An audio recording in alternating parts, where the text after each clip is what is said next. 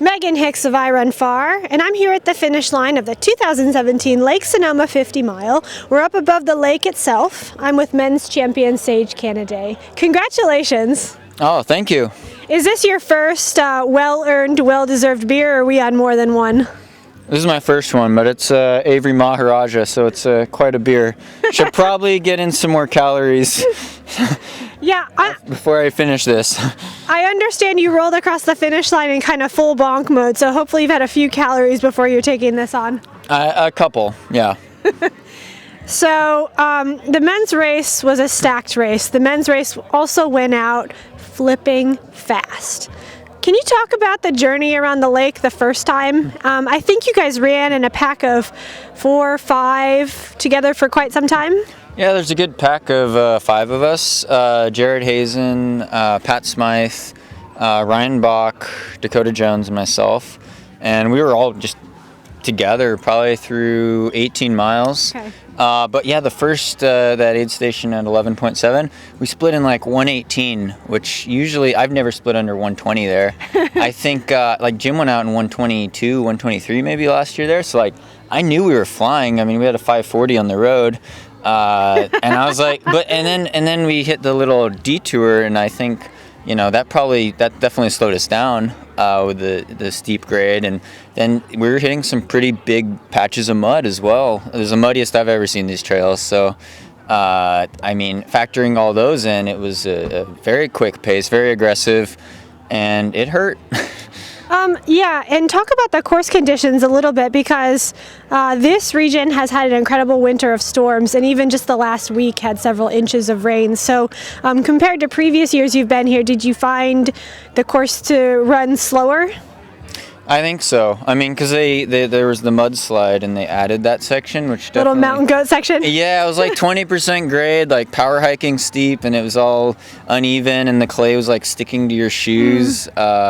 Most of the mud, it didn't stick to your shoes, but it tried to suck your shoes off in a couple spots.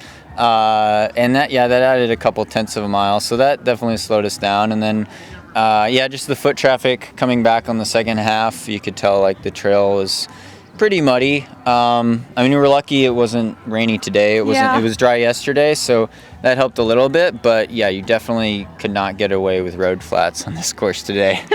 You guys split about 3 hours flat to the turnaround, is that correct? Let's see, it was Pat Smythe came in first. I think he was 256. Okay. And I was right behind him, 256, 257, which is the fastest I've ever split at the half as well.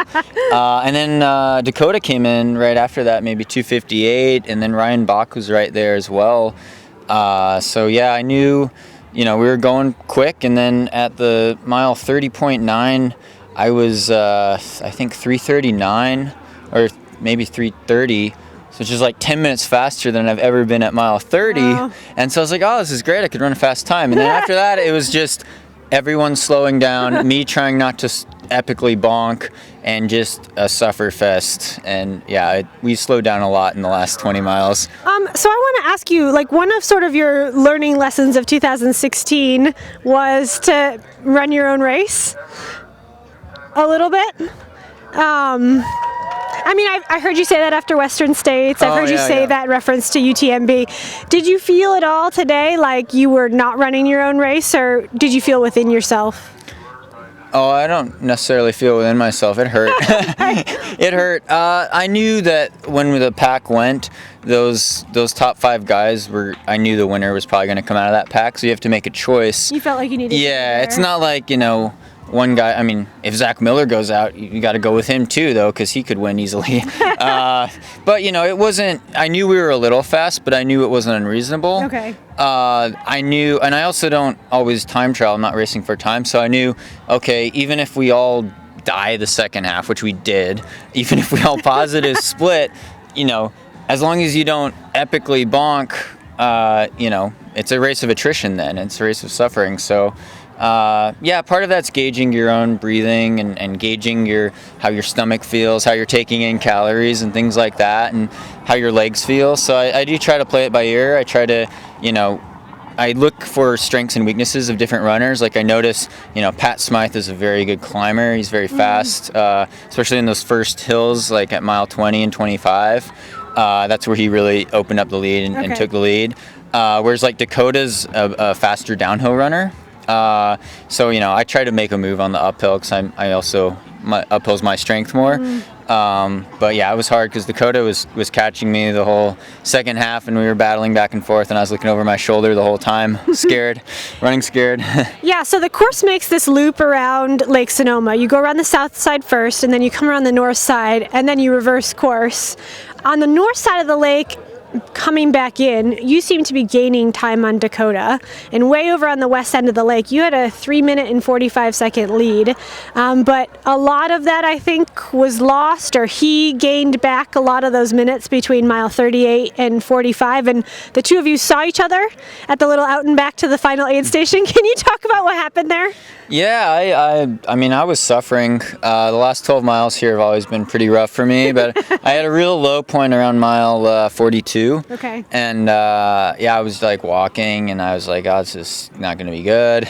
And I fell going into the last aid station. Like, I tumbled around in the grass and the mud, and there's like mud splatter on my face, and I like almost hurt myself. And then I was like, I was too fast through that aid station. I didn't grab enough calories, and because I saw Dakota in the trees like a minute behind me, like a mile before that, and so I knew he was going to see me at the turnaround. Yeah. And when you're in the lead, you don't know the splits, because like I came into mile 38 aid station, and I was asking Sandy and my parents like, what was my lead at the aid station at mile 30? Right. And they were like, oh, you had about a minute. And I was like, oh, you have a minute? But I didn't know I had 3 minutes. But, it doesn't really matter because I'm just running hard. Yeah. I'm running hard, running scared. I was just assuming that people were chasing me. I didn't know. I figured it probably was Dakota because he was the last person I saw behind me. But you don't want someone like that stalking you.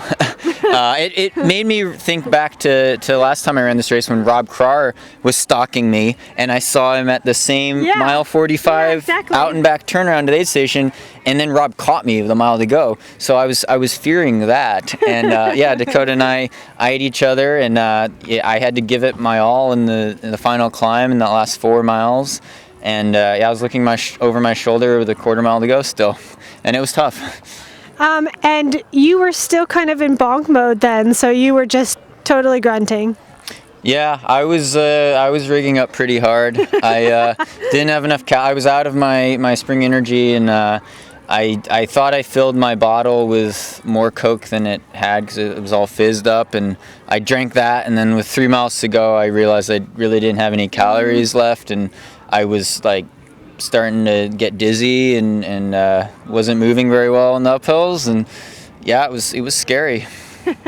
But ultimately you said it was a race of attrition, and you atrophied less than everybody else, I guess. Yeah, barely. It was a close race. It was good.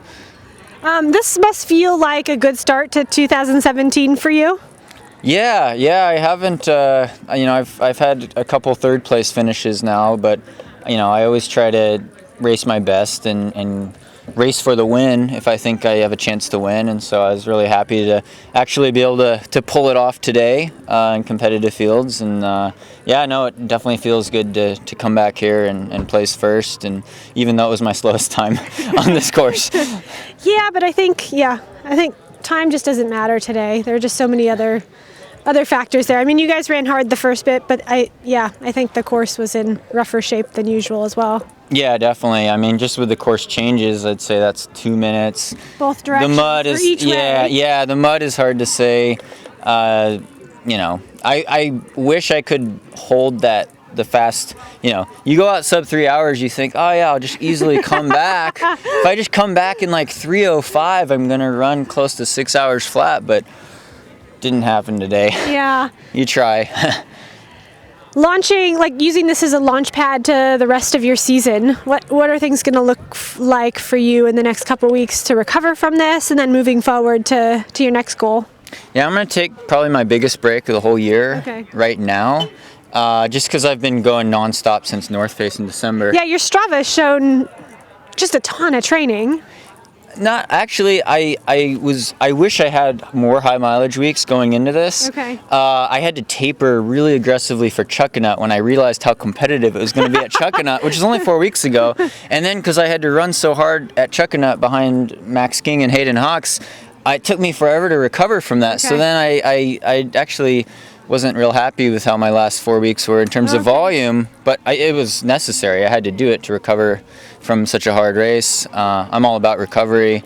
And yeah, coming off Hong Kong, I didn't have a whole lot of time to train for Chuckanut, and then going back even farther to December, I was coming off a really rough race at North Face in San Francisco. So, I've been going hard for a while, and time to reset the system, take a longer break, and then go into pure mountain mode. Okay. It's all about, this is my mountain year. So like, enough of these fast runnable, flat runnable courses. We're These going into runnable 50-miler with 10,000 feet of climbing. It's No, just they're too hard. flat for me. No, they're hard. It was hard in the mud today. I always respect any surface, any distance, but I'm gonna try to get my mountain legs back and do shorter mountain races all in a build-up for UTMB, which is the ultimate goal of the summer, is to try to win UTMB. It's a really tall order. Finish UTMB first. That's the first goal. Then try to place well and try to run, as best I can, basically. But Z through A goals. yeah. Always a big set of goals for every race, basically. Well, congratulations to you. It was fun to watch you race your ass off around the lake and back. Yeah. And see you around the races this summer. If not before, then at UTMB. Yeah, sounds good. Looking forward to it. Thank you. Congratulations. Thanks.